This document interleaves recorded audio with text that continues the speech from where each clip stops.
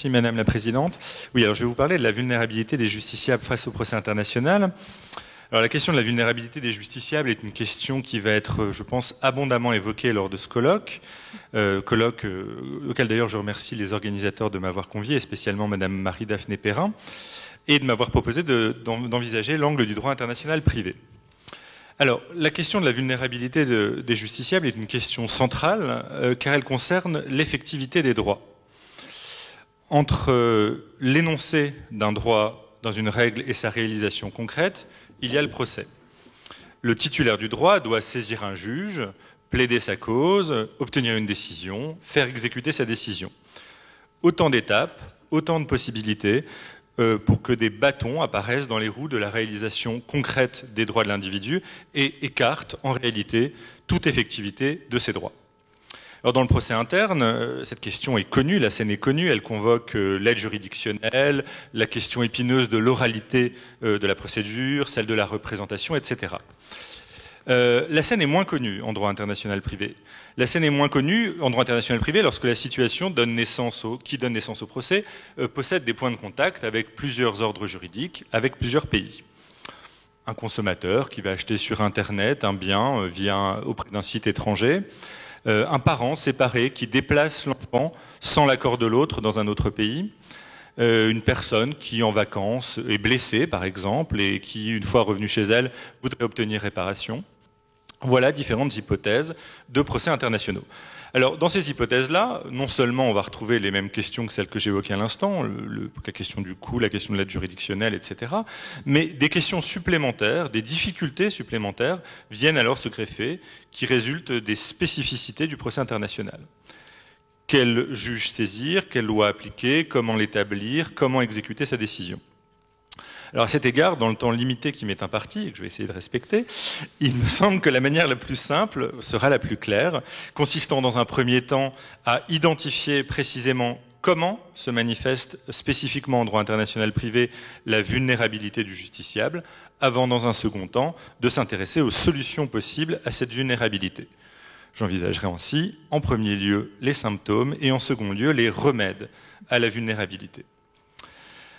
Alors pour décrire les symptômes de cette vulnérabilité, le plus simple est encore de suivre chronologiquement le déroulement du procès en s'attachant à 3 étapes, au déclenchement du procès, pendant le procès et enfin après le procès.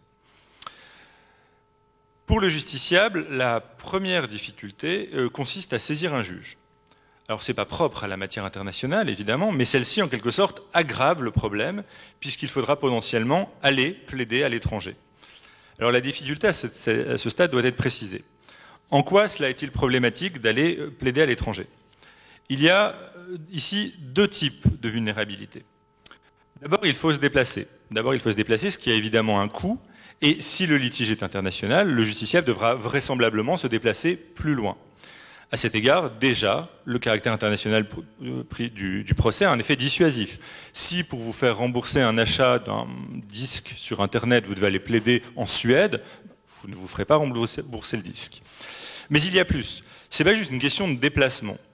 Le justiciable va devoir se déplacer, non seulement loin, mais il va devoir se déplacer à l'étranger. Et qui dit pays étranger, dit langue étrangère, autre procédure, risque, dans certains cas, de partialité du juge, parfois fantasmé, parfois réel, autre modalité de représentation, c'est-à-dire un autre avocat.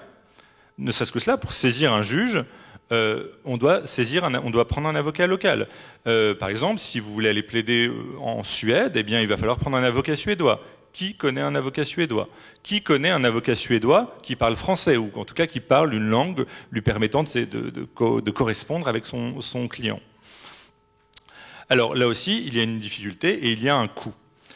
Alors évidemment, cette difficulté n'affecte pas de la même manière tous les justiciables. Il est évident qu'une société multinationale qui dispose d'avocats ayant des bureaux ou des relais dans tous les pays du monde aura moins de difficultés que Madame Michu ou la veuve de Carpentras.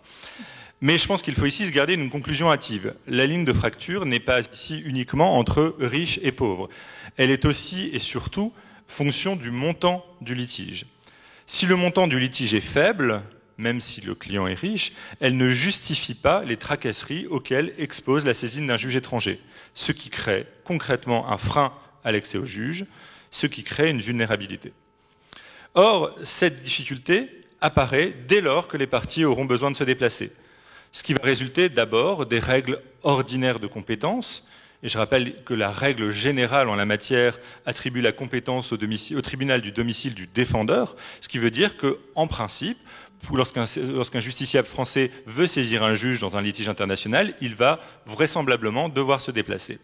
Alors cela résultera aussi de la possibilité pour les parties, qui est très largement ouverte en matière internationale, de choisir son juge, de choisir leur juge par une clause du contrat, voire même de choisir de ne recourir à aucun juge étatique, mais de soumettre leur litige à des arbitres, c'est-à-dire à des personnes privées.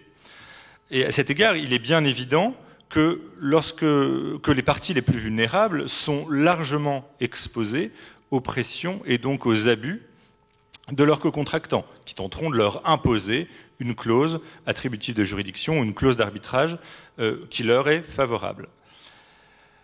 Alors pendant le procès, une fois le juge saisi, et même à supposer que par exceptionnel le justiciable vulnérable français ait pu saisir le juge français de son domicile, l'internationalité du litige continue néanmoins à augmenter la vulnérabilité du justiciable, notamment à deux égards. D'abord, dans certains domaines, en raison de l'internationalité de la situation, les parties disposent de la liberté de choisir le droit applicable. Cette autonomie de la volonté se développe non seulement en matière de contrat, qui est sa terre d'élection, mais également, depuis peu, en matière de délit, en matière de succession et désormais en matière de divorce. Dans tous ces domaines, les parties peuvent choisir la loi applicable. Alors là aussi, on pourrait penser que cette liberté permettra de limiter les difficultés liées au doute quant au droit applicable. C'est manifestement la raison pour laquelle ce choix est possible, et c'est sûrement vrai dans certains cas. Mais dès lors qu'il y a un rapport de force entre les parties au moment du choix, eh bien, la partie la plus forte pourra imposer son choix à la partie la plus vulnérable, et donc choisir une loi qui lui est plus favorable, qui s'avérera moins protectrice de l'autre, augmentant encore cette vulnérabilité. Ensuite, toujours pendant le procès, une autre difficulté assez différente apparaît. En dehors même de toute question de rapport de force, quelle que soit la règle de conflit de loi, il est possible que le litige soit soumis à un droit étranger, choisi ou non. Or, dans ce cas-là, il va falloir établir le contenu de ce droit étranger. Et même si le juge peut participer à l'établissement du contenu du droit étranger, ses moyens restent limités, et il est évidemment de l'intérêt de chaque plaideur de tenter d'établir de la manière la plus complète le contenu du droit étranger afin de pouvoir faire valoir tous les moyens qui lui sont favorables. Alors dans un procès interne classique, il s'agit uniquement d'avoir un bon avocat. Dans un procès international, l'avocat ne connaîtra généralement pas le contenu du droit étranger. Si on a affaire au droit camerounais, au droit singapourien, eh bien, généralement, les avocats français ne connaissent pas le contenu du droit camerounais ou du droit singapourien. Il faudra donc, en plus des honoraires de l'avocat, établir le contenu du droit étranger. Alors d'abord, c'est très complexe, et la barrière linguistique se rajoute ici. Il est évidemment plus difficile d'établir le contenu du droit camerounais que celui du droit anglais. Ensuite, c'est évidemment plus compliqué. Pardon ? Même juridiquement. Bon, le droit iranien, que le contenu du droit anglais. Bon, et là aussi, Madame Michu ou la veuve de Carpentras n'est pas dans la meilleure des situations, parce que c'est également très coûteux.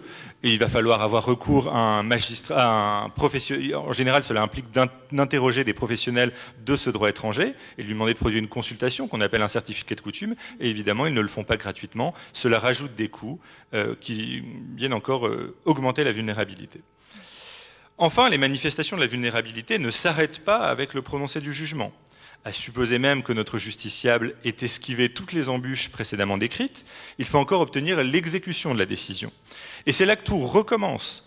Quand bien même notre justiciable a réussi à saisir le juge français, a réussi à prouver le contenu du droit étranger applicable et à gagner, il va falloir faire exécuter le jugement. Par hypothèse, à l'étranger, là où se trouvent les biens de l'autre partie, sauf si le débiteur dispose de biens en France, ce qui ne sera pas systématiquement le cas, évidemment. Donc d'abord, il va falloir mandater un avocat à l'étranger pour obtenir l'exécution. Ensuite, cet avocat va devoir obtenir l'exéquatur de la décision, c'est-à-dire la reconnaissance de cette décision, et que lui soit octroyée la force exécutoire. En soi, déjà, le simple fait d'avoir besoin d'avoir recours à cette procédure est extrêmement fastidieux. Si le débiteur avait disposé de biens en France, il aurait suffi d'aller voir un huissier. Mais il y a pire, puisque la reconnaissance elle-même, au-delà du fait même qu'il faut une procédure supplémentaire, peut être lourdement conditionnée dans certains pays. Certains États se contenteront de vérifier la régularité formelle du jugement et qu'elle ne heurte pas leurs principes fondamentaux, mais dans d'autres cas, il faudra remplir certaines conditions. Il faudra prouver que le jugement obtenu est plus ou moins similaire au jugement qui aurait été obtenu à l'étranger si le juge étranger avait été saisi. Ce qui revient concrètement à imposer de refaire juger une deuxième fois le procès à l'étranger, avec à nouveau toutes les difficultés que cela implique. Alors le diagnostic est donc sans appel, le justiciable est fréquemment et à toutes les étapes du procès dans un état de vulnérabilité spécifique au procès international. Ce qui évidemment pose la question de savoir quels peuvent être les remèdes. Pour remédier à ces difficultés, on peut imaginer, et le droit positif implique, deux types d'approches distinctes, presque opposées, qui d'ailleurs ont été envisagées lorsqu'on a parlé du droit comparé. Il est d'abord possible d'appréhender ces difficultés de manière catégorielle, sectorielle et verticale, c'est-à-dire d'appréhender l'ensemble de ces difficultés pour un type de justiciable vulnérable déterminé. À l'inverse, il est également possible d'envisager les difficultés de manière transversale, c'est-à-dire de traiter une difficulté en particulier pour tous les types de justiciables, pour tous les types de contentieux. Alors j'envisagerai d'une part l'approche sectorielle et d'autre part l'approche transversale. Comme en droit interne, le droit international privé identifie des groupes de justiciables qui vont être considérés comme dans un état de vulnérabilité ontologique et par conséquent généralement protégés. Alors on peut citer ici en modèle, évidemment, le consommateur et le salarié. L'un et l'autre, d'abord, bénéficient de règles de compétences dérogatoires. Le consommateur, par principe, peut attraire, de manière diamétralement opposée à la règle générale, peut attraire le professionnel devant le tribunal de son propre domicile. Et il ne peut être attrait que devant celui-là. De manière similaire, le travailleur peut attraire son employeur devant le tribunal du lieu d'exécution du travail, qui est généralement le lieu de son domicile également, et ne peut être attrait que devant le tribunal de son propre domicile. Or, ce n'est pas tout. Afin de protéger l'un et l'autre contre le pouvoir de négociation de son co-contractant, qui pourrait chercher à leur imposer des clauses attributives de juridiction ou des clauses d'arbitrage défavorables, eh bien, celles-ci, les clauses attributives de juridiction, ne sont valables que, et les clauses d'arbitrage ne sont valables que dans des conditions qui les privent concrètement de tout intérêt pour le co-contractant de la personne vulnérable. Concrètement, elles sont exclues. Alors, elles sont exclues sous une seule limite en droit positif actuel, qui est celle des clauses d'arbitrage dans les contrats de consommation, qui fait l'objet d'une règle et d'une protection du consommateur beaucoup plus aléatoire. Les mêmes remarques valent en substance pour l'assuré qui n'est à cet égard en droit international privé traité que comme une catégorie particulière de consommateurs. Alors cette protection, que je viens d'évoquer au stade de la compétence, vaut également pour la détermination du droit applicable. Le règlement Rome 1, qui est applicable, prévoit de manière similaire non pas l'interdiction des clauses de choix de loi qui pourraient être défavorables au co-contractant vulnérable, mais prévoit un système qui les prive très largement d'intérêt, permettant dans tous les cas à la partie vulnérable de se prévaloir des dispositifs de protection prévus par la loi qui a objectivement vocation à la protéger, c'est-à-dire la loi du domicile pour le consommateur et la loi du lieu d'exécution pour le salarié. Alors cette approche sectorielle peut apparaître satisfaisante, en tout cas pour les questions qui sont traitées, dans les hypothèses dans lesquelles elle est consacrée. Elle a toutefois des limites qui sont d'ailleurs paradoxales. D'un côté, l'idée qui fonde cette approche, c'est-à-dire l'inégalité initiale que le droit a vocation à corriger, se retrouve en dehors du droit à la consommation, du droit du travail ou du droit des assurances. Même en matière commerciale. Je pense par exemple au rapport de distribution. Dans les rapports de distribution également, il y a souvent des inégalités économiques très fortes qui permettent à l'une des parties, qui d'ailleurs n'est pas toujours la même, parfois c'est le distributeur, parfois c'est le fournisseur, qui permettent de faire pression sur ce co-contractant et de lui imposer des clauses attributives de juridiction, des clauses de choix de loi défavorables. On peut d'ailleurs ici faire un parallèle avec le développement en droit interne de la logique des clauses abusives, qui est passée du droit de la consommation au code de commerce, puis au code civil. Et on ne peut pas, par principe, considérer qu'il y aurait en tout domaine des justiciables qui devraient être favorisés. Ce serait l'antithèse du droit. Alors, si l'on ne peut pas étendre cette approche sectorielle, il convient, me semble-t-il, dans une logique transversale, de traiter les difficultés une par une, et pour tous les domaines, ce qui, on va le voir, en dernier lieu, n'est pas toujours possible. Alors, pour l'approche transversale, on va reprendre les différentes difficultés que j'évoquais en première partie. Celle de la compétence, d'abord. La question de la compétence, à mon avis, la question de la vulnérabilité du justiciable devant les règles de compétence internationale est presque impossible à régler. La difficulté vient en effet de ce que les justiciables, l'un des justiciables, en principe le demandeur, devra nécessairement se déplacer avec toutes les difficultés que cela implique. Si on inverse la règle, c'est-à-dire que l'on donne compétence au tribunal du domicile du demandeur, eh bien alors c'est le défendeur qui va devoir se déplacer et qui va se retrouver dans un état de vulnérabilité, alors même qu'il n'a rien demandé, ce qui à vrai dire est pire. À vrai dire, quel que soit le critère de compétence retenu, il sera susceptible d'obliger au moins l'une des parties à se déplacer. La multiplication des critères de compétence que l'on peut observer dans certains domaines, par exemple en matière de divorce ou en matière de délits commis sur Internet, eh bien la multiplication des critères de compétence a la même conséquence. L'une des parties devra quand même se déplacer, à laquelle s'ajoute le risque d'abus de la part du demandeur qui, si on lui offre plusieurs tribunaux compétents, pourra choisir celui qui lui est le plus favorable. Alors dans ce cas-là, on pourrait penser que les clauses attributives de juridiction offrent une solution satisfaisante. Les parties pourraient convenir d'un juge neutre à mi-chemin entre les deux. Alors on a une partie en France, une partie aux Pays-Bas, pourquoi pas prévoir la compétence du juge belge qui se retrouve à mi-chemin entre les deux. Et on pourrait dire la même chose des clauses d'arbitrage. Mais ça reste extrêmement théorique, parce que la pratique montre que ce type de clause désigne très généralement, pour ne pas dire toujours, les tribunaux de l'une des parties, celle qui a su imposer ses vues à l'autre, la plus vulnérable. Le fait est qu'ici, la difficulté réside dans la distance entre les parties, la distance qui, par hypothèse, sépare les deux parties. Et tant qu'on n'aura pas de téléporteur, comme dans Star Trek, eh bien, cette distance persistera. À moins que les parties n'aient pas à se déplacer. C'est une autre piste. C'est ce que prévoit précisément un règlement communautaire de 2007 relatif aux petits litiges. Pour les demandes civiles et commerciales d'un montant inférieur à 2 000 €, la procédure peut ainsi se dérouler par échange de formulaires, ce qui évidemment évite aux parties d'avoir à se déplacer, d'avoir à aller chercher un avocat dans un autre pays. C'est l'idée.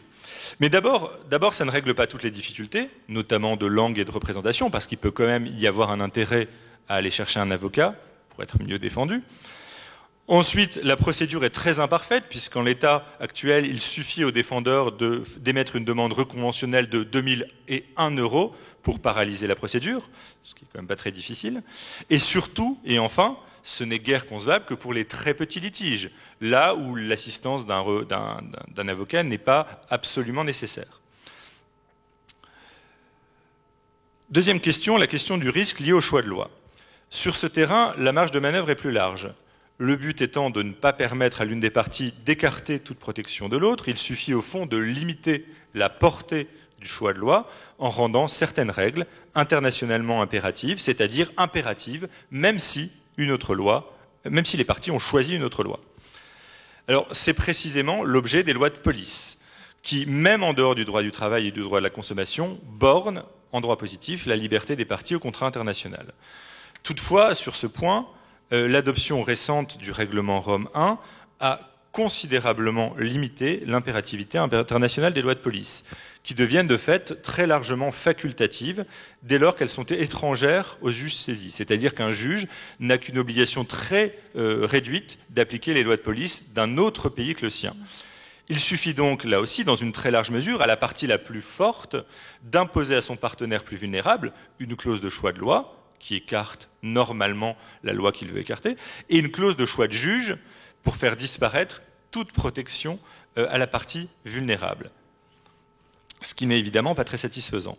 Et il serait à cet égard évidemment souhaitable, il est permis de l'espérer, de prévoir dans la prochaine révision du règlement l'obligation d'appliquer les lois de police étrangères, du moins lorsqu'elles apparaissent acceptables, légitimes, proportionnées. Question suivante, la question de la preuve de la loi étrangère. Comment prouver la loi étrangère? Sur ce terrain, une convention de Londres existe depuis 1968 et prévoit un système absolument excellent de demande de renseignements sur le droit étranger applicable qui transite généralement par le biais des chancelleries. C'est à la fois neutre, puisque c'est établi par des organes publics qui n'ont aucun intérêt dans la solution, qui ne sont pas payés par les parties, et c'est à la fois gratuit, et donc ça ne rajoute pas au coût du procès international. Le système est donc très largement, est absolument excellent. Il est malheureusement extrêmement mal connu et très peu utilisé. Il est très mal connu à la fois, semble-t-il, des magistrats et des avocats, et donc très peu utilisé.